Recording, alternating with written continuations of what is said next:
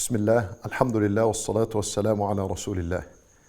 My brothers and sisters in Islam, I want to share with you a serious hadith and a serious topic that teaches us the importance of preserving our tongues and being very careful of what we speak.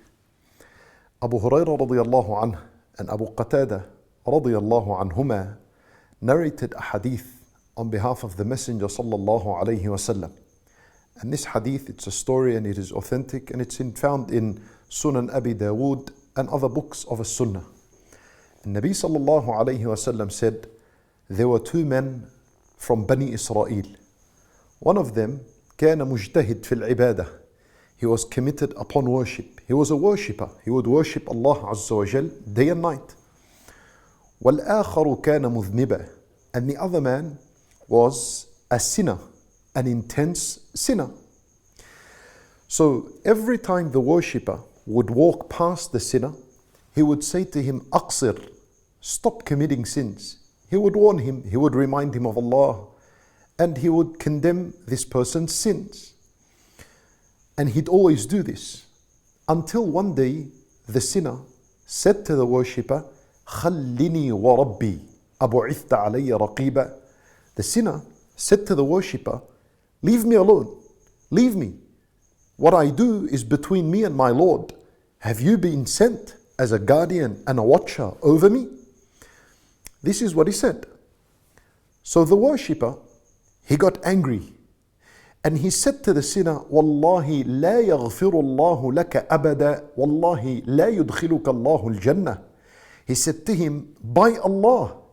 The worshipper took an oath by Allah and he said to the sinner that Allah would never ever forgive you and He would never admit you into the paradise. He said words like this.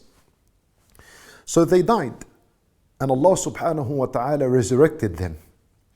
And He said to the worshipper, أَكُنْتَ بِي عَالِمًا. Did you have knowledge of me? In other words, where did you get these words from? How did you dare take an oath on behalf of Allah Azza wa Jal that Allah will not forgive such a person? أَكُنْتَ بِي عَالِمًا.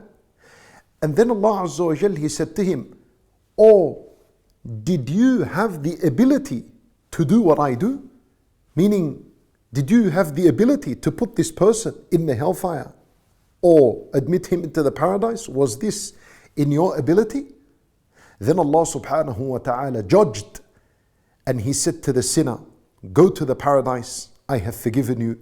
And He said to the worshipper, اذهبوا به إلى النار. He said to the angels, take him to the hellfire. Allahu Akbar. My brothers and sisters in Islam, this is a very important hadith. I tell you why. Today, there is many people that are very careful when it comes to al-halal and haram. They make sure that their income is halal, so that they eat what is halal and feed their families what is halal. And these are the same people that are very careful when it comes to haram. They want to know what meat is halal, what meat is haram. They want to know what transactions are halal and what transactions are haram. And they keep away from the haram and they adhere to what is halal and what is permissible, and they adhere to Allah's worship. But they don't take notice and consideration for the words that come out from their tongue. Allahu Akbar. Look at this person. This is a worshipper that ended up being thrown in Jahannam because of a word he said. And that is that he said to a sinner, Allah will never forgive you.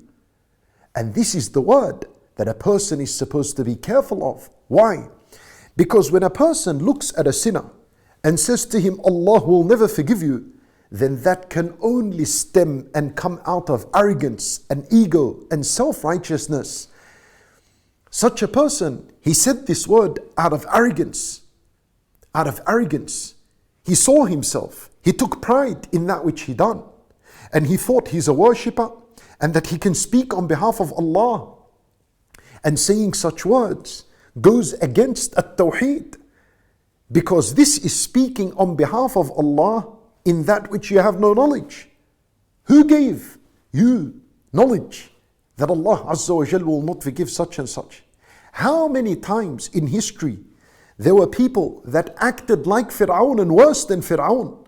And Allah subhanahu wa ta'ala, by His mercy, forgave them. And He accepted their tawbah. And He guided them and made them from the people of the paradise. How many people lived a life of sin and rebellion and transgression? One sin after the other, minor sins, major sins, rebellion, exploding in rebellion. And then towards the end of his life, Allah subhanahu wa ta'ala chooses to guide him, and he becomes from the righteous slaves of Allah, and Allah forgives his past and admits him into the paradise. How many times has this happened in history? And how many stories have we read of people that Allah Azza wa Jal has guided after a life full of misguidance? Therefore, we need to be careful, my brothers and sisters in Islam, not to speak such words.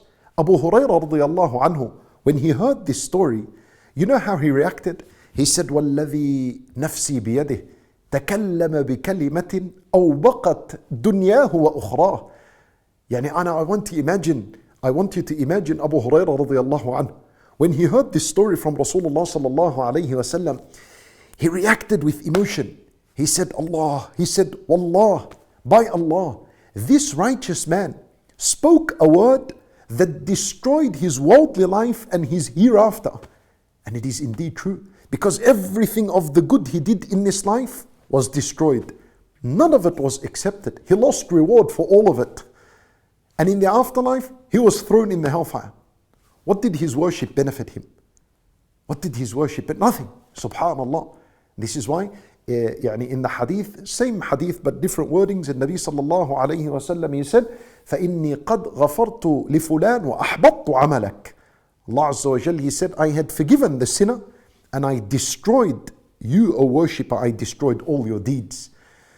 And my brothers and sisters in Islam, we can also learn from this hadith something beautiful. And that is that perhaps there are words that are hurtful to you and you hate to hear them, but they could be the cause for your forgiveness.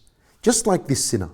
You see, this sinner in the hadith, of course he hates to hear from someone that Allah will not forgive him and Allah will not admit him into the paradise. These are painful, hurtful words. But these painful words that he heard were the cause for why he was forgiven and admitted into the paradise. Subhanallah. This is Allah Azza wa Jal's ability. Allah is the one who judges among the servants. There is no problem if you see someone doing a wrong or haram or leading a misguided life, that you approach them and you warn them and you advise them and leave it at that.